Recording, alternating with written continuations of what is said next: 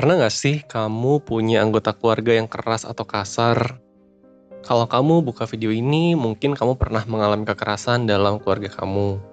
Baik kekerasan verbal maupun non-verbal, dan merasa kayak keluarga kamu tuh nggak fungsional gitu. Nggak semua orang punya privilege atau hak istimewa untuk memiliki keluarga yang harmonis. Ada kalanya orang tua, adik, atau kakak kamu menggunakan cara-cara yang keras atau kasar saat terjadi perselisihan dalam keluarga. Pernah nggak sih kamu tertekan banget kalau anggota keluarga kamu udah main fisik? Mungkin mukul, mungkin menampar, mungkin menendang. Dan itu kita baru ngomongin kekerasan fisik. Belum lagi mental kamu yang jadi down, kamu jadi kecewa dan jadi takut setiap ada konflik di dalam keluarga kamu.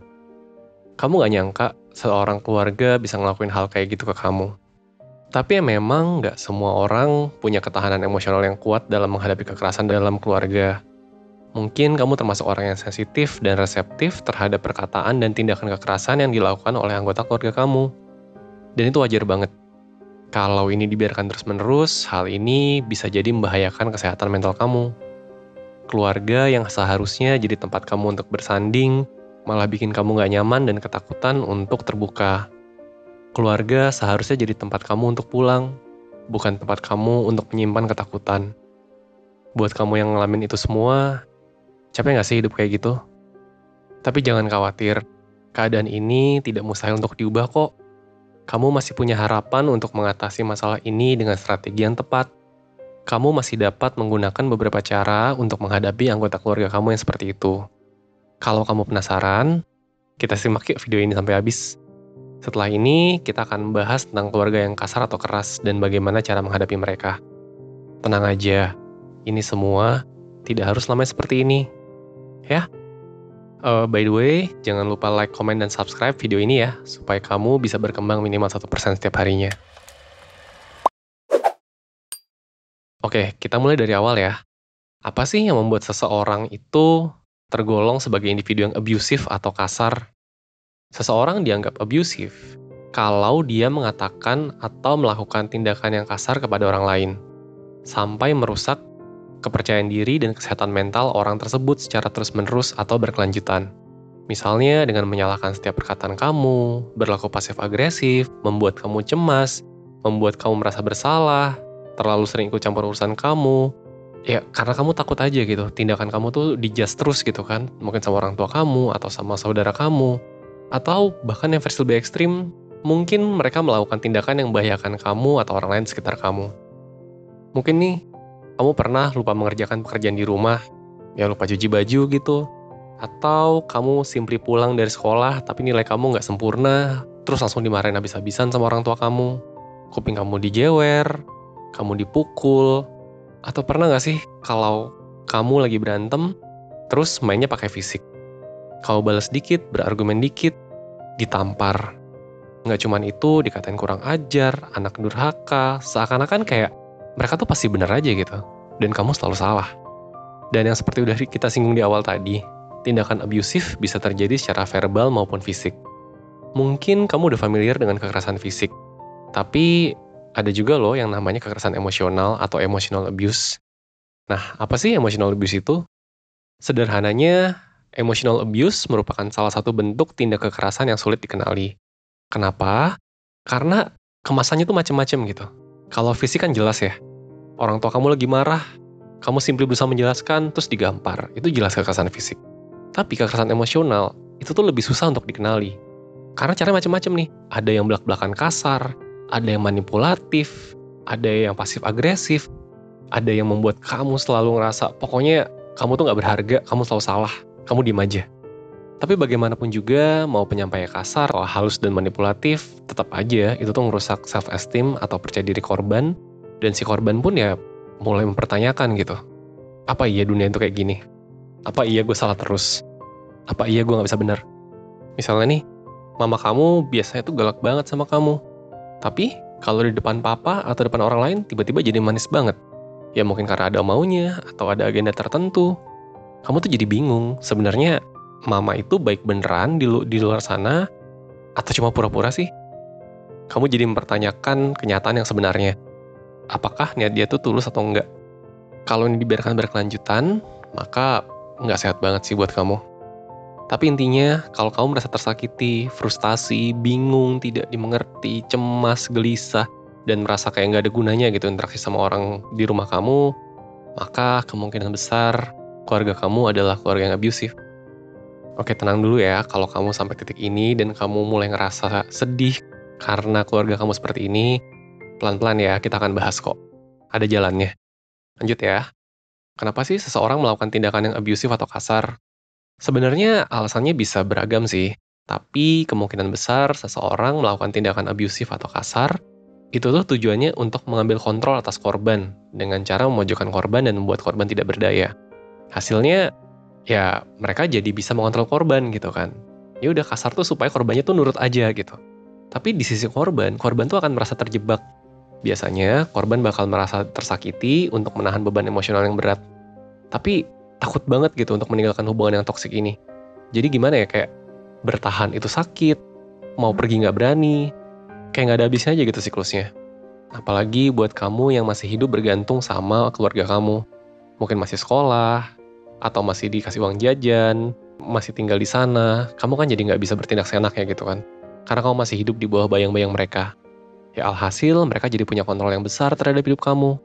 Kalau kamu nggak nurut, nanti kamu diancam ini, diancam itu, diancam nggak dikasih uang jajan, diancam diusir. Pokoknya kamu jadi nggak punya andil besar ya terhadap hidup kamu. Ini beban emosional tinggi banget sih. Kayak ngerasa bahwa hidup kita itu tidak ditentukan sama diri kita sendiri, tapi sama orang lain. Jadi, kalau kamu pernah berada di tengah keluarga yang keras atau kasar, mungkin situasi ini adalah situasi yang berat buat kamu. Punya konflik batin dan tekanan emosional dari orang yang notabene adalah keluarga kamu sendiri. Pasti nggak mudah buat kamu. Pastinya hal ini bukan yang nggak bisa dibenerin. Habis ini, 1% akan ngasih beberapa tips yang bisa kamu lakuin untuk mengatasi tekanan emosional yang kamu rasakan. Tapi, kalau kamu merasa kesulitan dan butuh banget bantuan orang yang lebih ahli, nggak apa-apa. 1% punya layanan online mentoring. Online mentoring 1% adalah program konsultasi online one-on-one bersama mentor terlatih dari 1% yang bakal membantu kamu untuk menangani masalah keluarga tersebut. Tapi nggak hanya itu, mentor 1% juga siap membantu kamu menangani masalah-masalah lain seperti kecemasan, ketakutan, juga menentukan langkah hidup kamu selanjutnya. Dalam layanan ini, kamu akan dapat tes psikologis, seperti tingkat stres, tes minat bakat, dan tes kepribadian yang akurat. Kamu juga akan dapat sesi konsultasi terkait dengan tes psikologis kamu, serta kamu juga akan mendapatkan solusi efektif dan dipersonalisasi sesuai dengan kepribadian kamu, sehingga mudah dan cocok untuk diterapkan. Pastinya, mentor 1% adalah orang yang open-minded dan gak akan ngejudge cerita kamu. Kita ngerti banget bahwa kamu mungkin takut untuk bercerita, karena kamu sudah terbiasa disalahkan sama keluarga kamu. Kamu mungkin berpikir bahwa, oh sebetulnya keluargaku tuh salah gitu. Tapi kamu mikir, tapi selama ini kamu dibilang, kalau ngelawan orang tua artinya durhaka. Kalau ngelawan orang tua artinya kamu adalah anak yang salah. Jadi kamu takut kan buat cerita. It's okay, kita sudah terbiasa mendengar cerita seperti ini dan kita gak akan ngejudge. Ya, kita bisa bantuin kamu kok. Ada beberapa paket yang ditawarkan, semuanya bagus dan tergantung kebutuhan kamu apa. Untuk informasi lanjut, kamu bisa klik link yang ada di komen atau di deskripsi video. Udah ada lebih dari 10.000 orang dari 15 negara yang telah terbantu di program ini. Jadi, kamu bisa banget pertimbangkan untuk layanan ini, kalau memang ini semua terlalu berat buat kamu, dan kamu nggak bisa ngelakuinnya sendirian. Dan kamu nggak harus ngelakuinnya sendirian kok kalau emang terlalu berat. It's okay buat minta bantuan, ya. Oke, tapi kita lanjut dulu ya dengan hal-hal yang bisa kamu lakukan dulu nih. Sebelum kamu memutuskan, oke aku butuh bantuan orang lain nih, tetap ada caranya yang bisa coba kamu lakuin sendiri. Kalau kamu bisa lakuin, bagus banget, oke? Cara pertama, kamu harus ingat bahwa diri kamu adalah prioritas. Selalu ingat bahwa diri kamu adalah prioritas, apalagi soal kesehatan fisik dan mental kamu. Jangan sampai karena ingin membuat orang lain terpesona, dalam hal ini orang yang abis kamu nih, jadi kamu mengorbankan diri kamu sendiri. Jangan sampai karena kamu pingin tetap dianggap sama orang tua kamu, supaya tetap dianggap sama orang tua kamu, ya mungkin karena mereka sering membandingkan kamu sama yang lain gitu kan. Jadi kamu pingin berusaha menunjukkan bahwa kamu juga baik. Jatuhnya justru kamu jadi mengorbankan diri kamu sendiri. Jangan lupa untuk mengurus diri kamu dengan baik. Misalnya dengan olahraga, makan yang sehat dan enak, serta istirahat yang cukup. Kebahagiaan kamu harus jadi prioritas utama. Itu dulu ya. Jadi, ngerti banget bahwa kalau di keluarga yang abusive, kamu tuh sering banget dibuat merasa kamu tuh cupu, kamu tuh nggak layak, kamu tuh cuma bikin malu, kamu tuh salah terus. Dan pasti sebagai manusia kamu ingin membuktikan bahwa itu semua salah. Tapi itu bukan prioritas kamu. Prioritas kamu adalah bahagia sama diri kamu sendiri, ya. Yang kedua, kamu bisa belajar membuat batasan. Mungkin kamu pernah dikatain, diejek, dikasarin, dan dipanggil pakai nama tertentu oleh anggota keluarga kamu yang abusive. Kalau ini dibiarin aja, bisa berbahaya. Mungkin kamu bisa menggunakan cara komunikasi asertif. Sampaikan apa yang buat kamu nyaman dan tidak nyaman, suka atau tidak suka kepada anggota keluarga kamu. Dengan begitu, setidaknya mereka tahu kalau kamu nggak suka diperlakukan seperti itu. Misalnya nih, anggota keluarga kamu mulai berulah, kamu bilang kalau kamu nggak suka. Kamu samperin, bilang kamu nggak suka. Atau cara-cara lain yang kamu harus membuat batasan. Mana tindakan mereka yang masih bisa kamu toleransi dan mana yang enggak. Ngerti banget bahwa ini mungkin susah. Tapi ini adalah sebuah langkah untuk memulai. Kalau kamu tidak pernah bicara, mereka tidak akan pernah berpikir bahwa kamu punya suara. Mungkin kamu tidak didengarkan. Mungkin juga kamu malah dimarahin. Tapi, dengan cara kamu berusaha membuat batasan, ada satu orang yang sebetulnya kamu bahagiakan. Tahu nggak siapa? Diri kamu sendiri. Selama ini, kamu sudah tidak menyuarakan suara-suara dari hati kecil kamu ketika kamu diam, ketika kamu di-abuse. Paling tidak, mungkin kamu dimarahin. Tapi, kamu sudah berbuat baik sama diri kamu sendiri. Ya? Yang ketiga, jangan terlalu menyalahkan diri sendiri. Kalau kamu pernah menjadi korban dari sebuah hubungan yang abusif, mungkin kamu pernah merasa bahwa kamu turut andil dalam terjadinya kesalahan ini. Mungkin kamu mikir, masa sih orang yang katanya sayang banget sama kamu tega untuk nyakitin kamu dan bertindak semena-mena? Kayaknya nggak mungkin deh. Kayaknya kalau diri sendiri yang salah deh, bukan dia deh. Tapi kamu juga harus sadar bahwa tindakan abusif mereka bukan merupakan kesalahan kamu. Abuse itu adalah sebuah pilihan. Bertindak kasar adalah sebuah pilihan. Mereka bisa melakukan hal lain untuk kasih tahu kamu. Tidak harus kasar. Mungkin kamu salah, ya mungkin gitu. Namanya juga manusia, pasti pernah salah. Tapi manusia itu juga selalu punya pilihan. Merespon kesalahan itu dengan cara apa? Dengan cara yang baik-baik aja atau dengan cara kasar? Dan keluarga kamu sudah memilih cara kasar. Itu yang salah bukan kamu. Yang salah mereka. Mereka mengambil pilihan yang justru menyakiti kamu sebagai anggota keluarga sendiri. Jadi jangan pernah menyalahkan diri kamu sendiri sepenuhnya atas sesuatu yang kamu nggak bisa kontrol. Hal yang nggak bisa kamu kontrol di sini maksudnya ya gitu, tindakan mereka yang abusive, semua omelan mereka, semua kata-kata mereka itu kan kamu nggak bisa kontrol. Fokus sama apa yang bisa kamu lakukan untuk menghadapinya. Fokus terhadap respon kamu atas tindakan mereka. Ingat ya, fokus sama apa yang bisa kamu kontrol. Yang terakhir, kamu bisa cari support system. Jangan sungkan untuk bercerita dan berkeluh kesah dengan orang lain.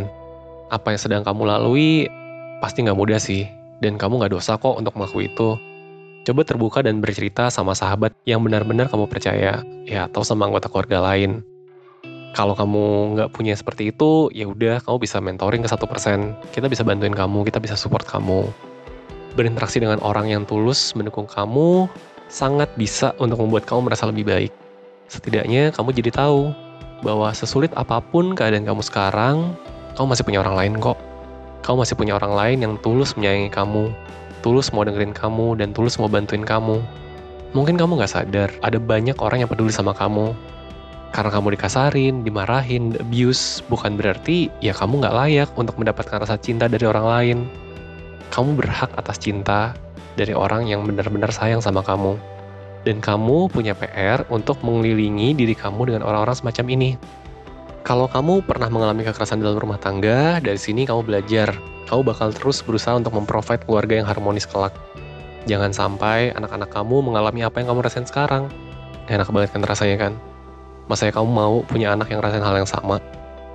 Jadi seperti yang udah kita bahas di awal, nggak semua orang punya privilege untuk memiliki keluarga yang harmonis. Ada kalanya suatu hal berjalan nggak sesuai dengan yang kamu mau, dengan yang kamu harapkan. Tapi bagaimanapun juga, kamu harus bisa menyesuaikan diri dengan keadaan apapun, sebaik atau seburuk apapun itu. Mungkin kau bisa menerapkan tips-tips yang tadi kita share untuk menghadapi keluarga kamu yang bertindak kasar. Lagi-lagi, kamu nggak bisa expect mereka untuk berubah sih.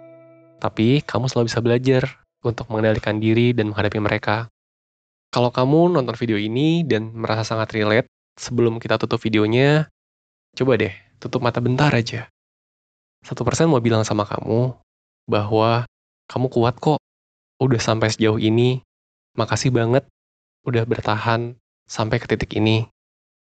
Tapi, kita masih punya banyak PR di depan. Kita jalan pelan-pelan ya untuk menghadapi itu semua. Satu langkah aja setiap harinya. Oke? Dah, sekian videonya. Kalau kamu punya teman yang mengalami hal yang sama, boleh banget kamu share video ini. Kalau kamu merasa ini harus dibereskan, ya harusnya sih emang segera dibereskan sih. Segera benahi hidup kamu, mulai ambil kembali kendali atas hidup kamu. Kalau kamu masih nggak bisa sendirian, it's okay, kamu bisa pakai mentoring 1%, dan masih banyak cara lain yang bisa kamu coba. Intinya, kamu nggak harus kayak gini selamanya kok. Masih ada banyak jalan lain di dunia ini, ya? Akhir kata, semoga kamu belajar banyak dari video ini, dan berkembang terus minimal 1% setiap harinya. Rizky dari 1%, undur diri dulu ya. Bye.